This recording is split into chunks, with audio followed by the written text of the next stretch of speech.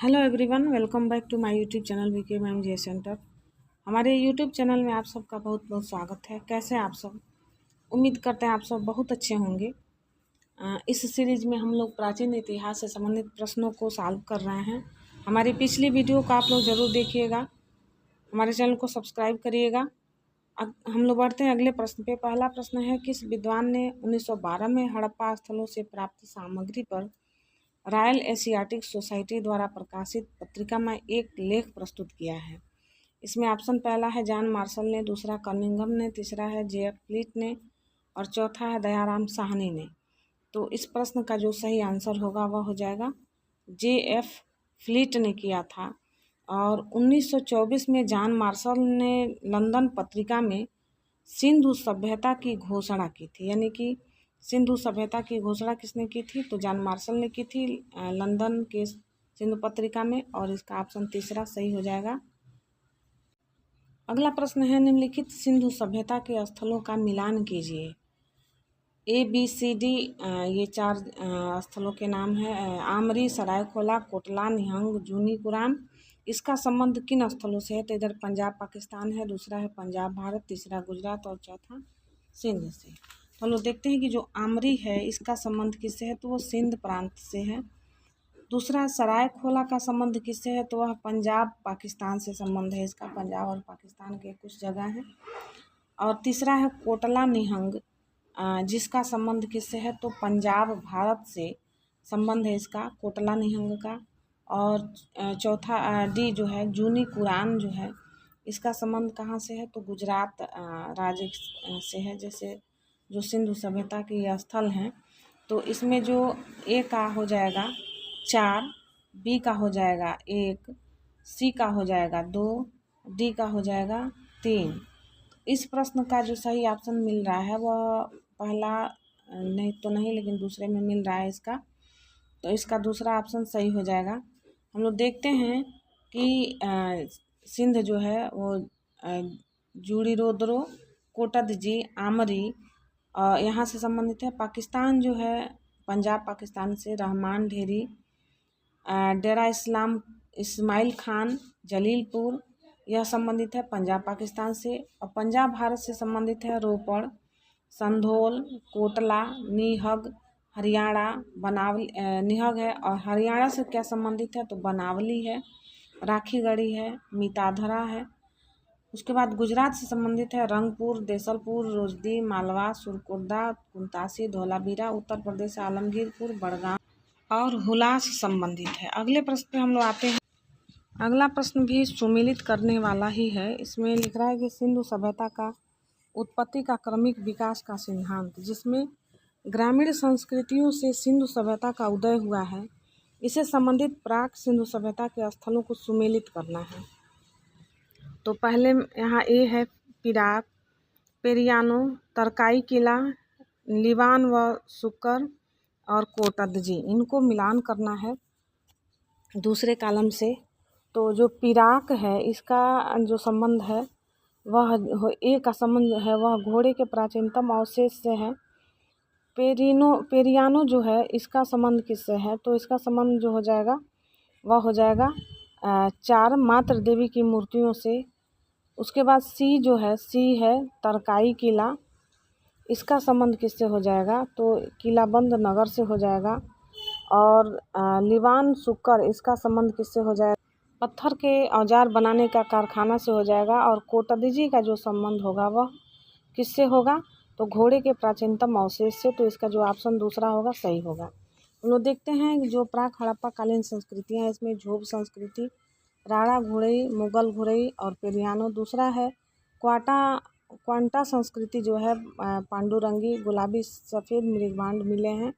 विश्व में सर्वप्रथम मृदभांड के इस्तेमाल की प्राचीनतम साक्ष्य जो है वह चुपानी मांडो से मिले हैं। किली गुल मोहम्मद दम सादात पिराक।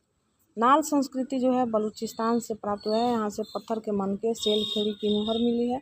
इसमें गुरुंड सांप जो है सांप को पंजों में दबाए हुए है। प्रमुख स्थल जो है यहाँ का तोगाऊ अंजीरा है।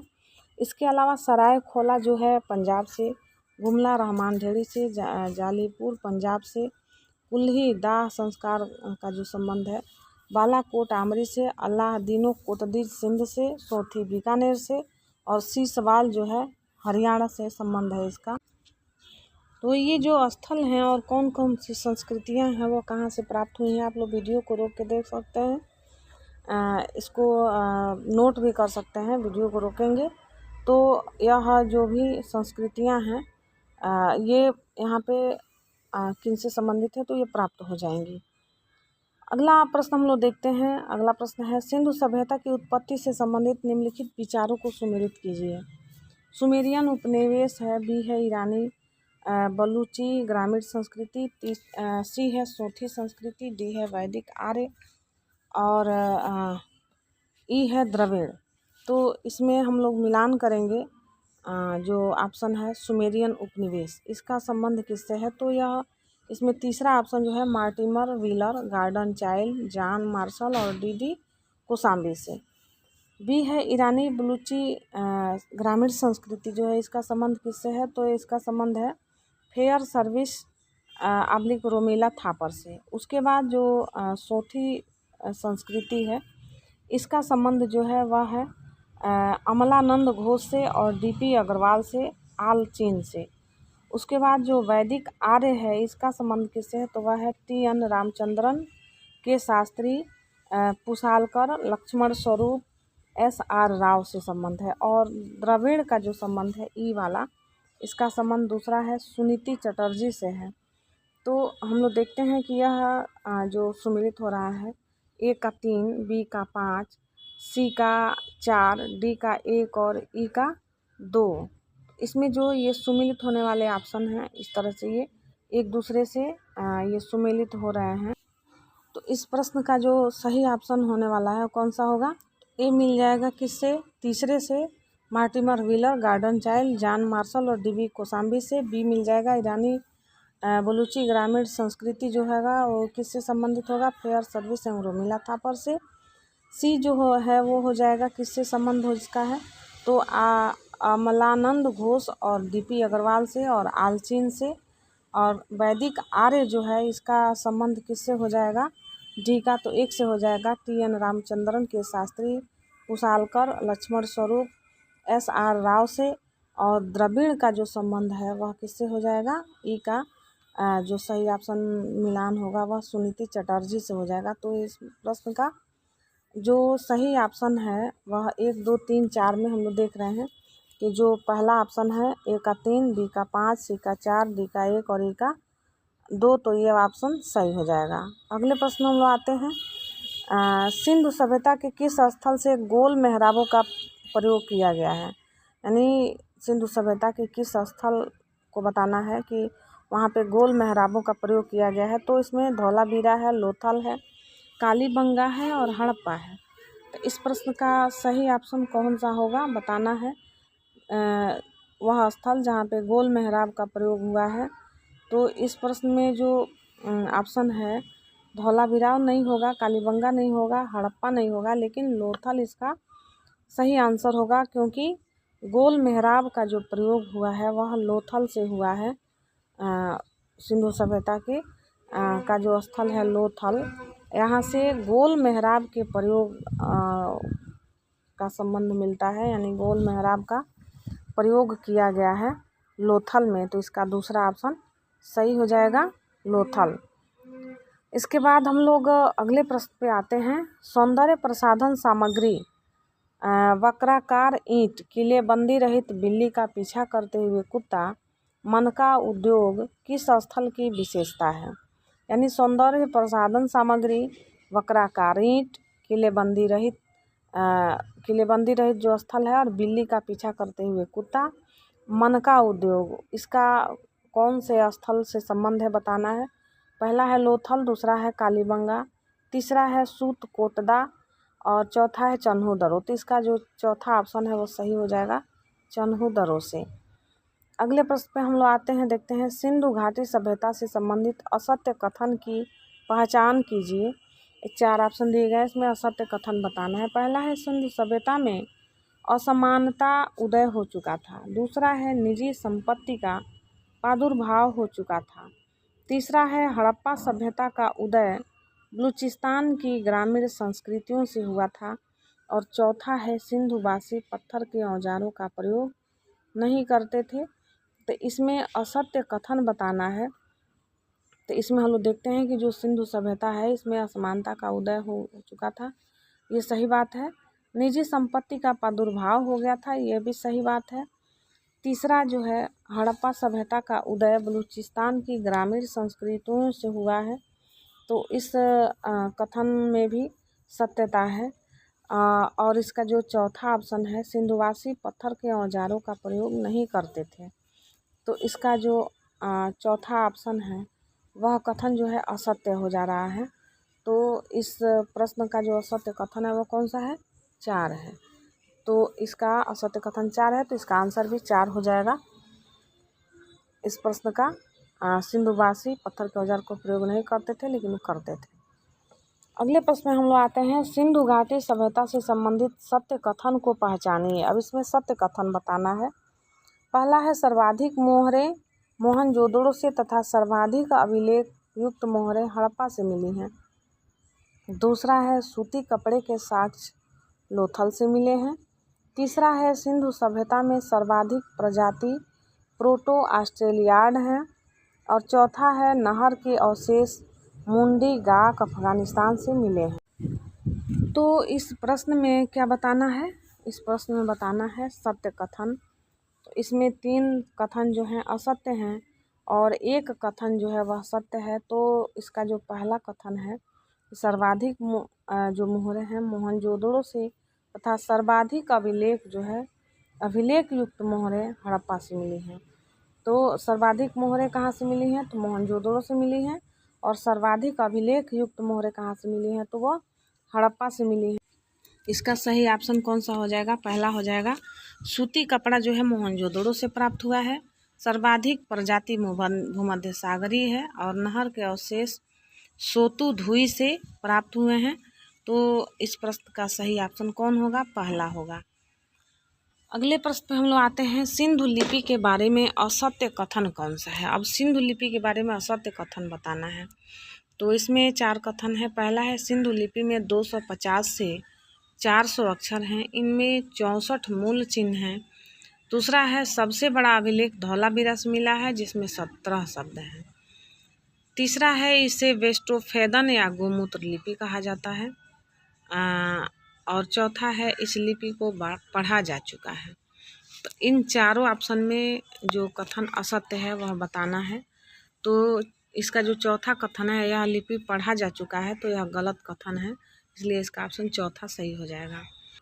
अगले प्रश्न में हम लोग आते हैं सिंधु सभ्यता के स्थल एवं उत्खननकर्ता का मिलान करना है।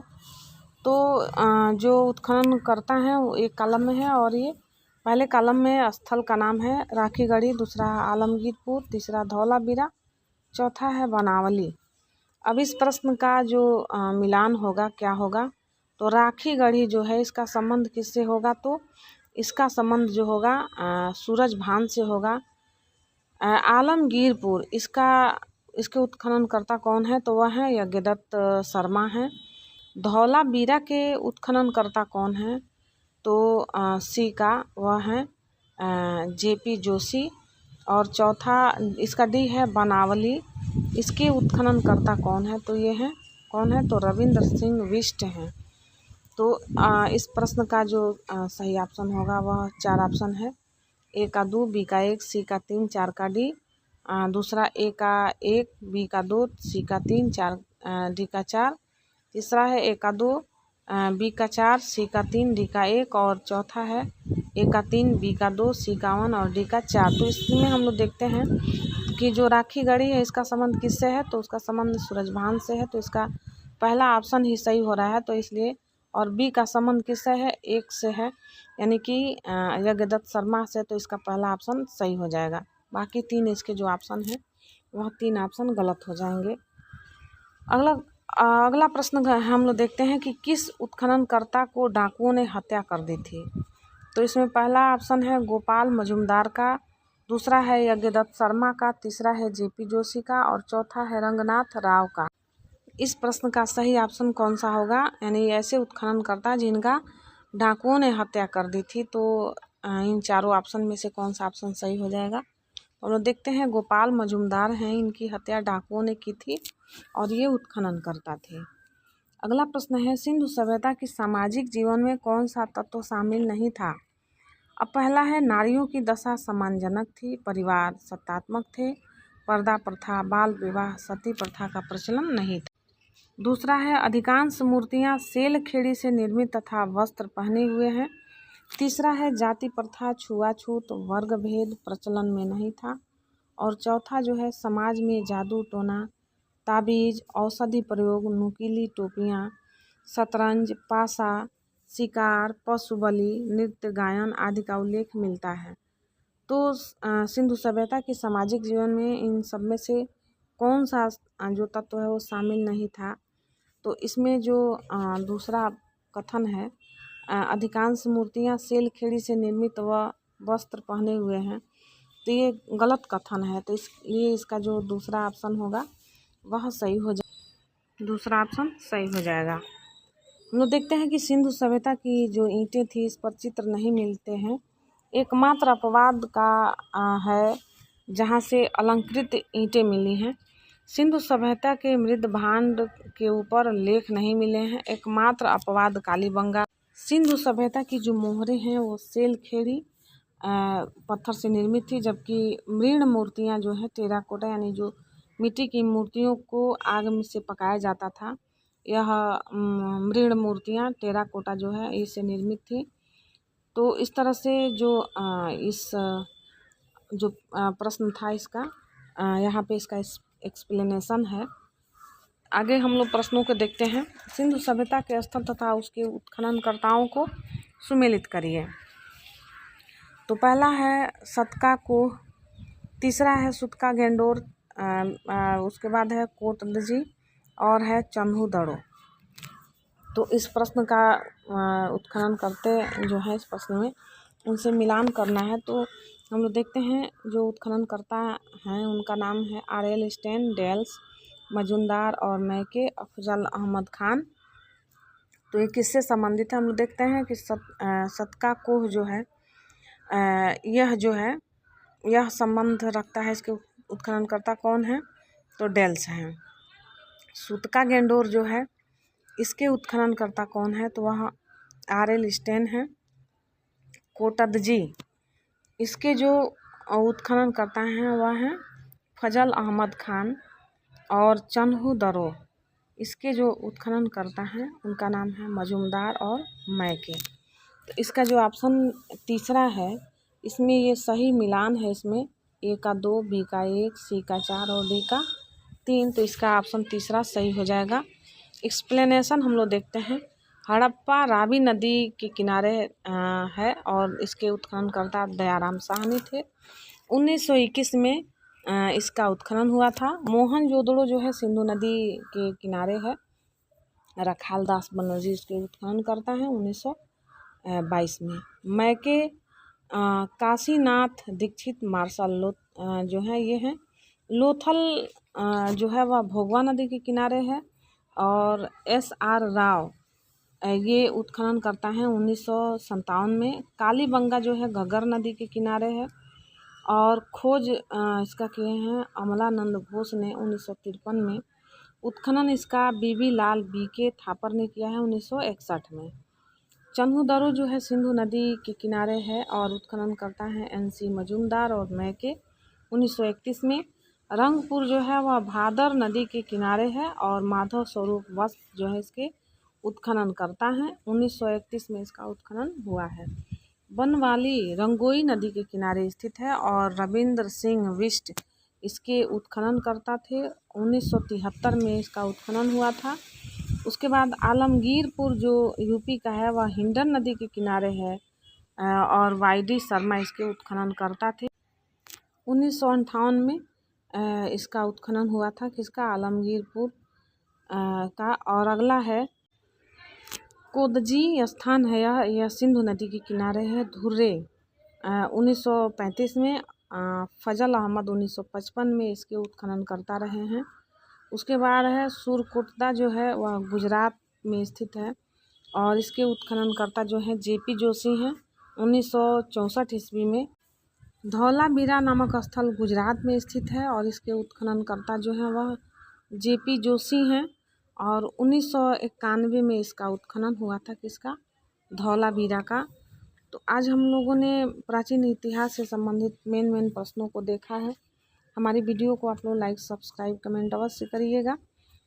वीडियो पसंद आती है तो हमारे चैनल को सब्सक्राइब करिएगा। मिलते हैं अगली वीडियो में।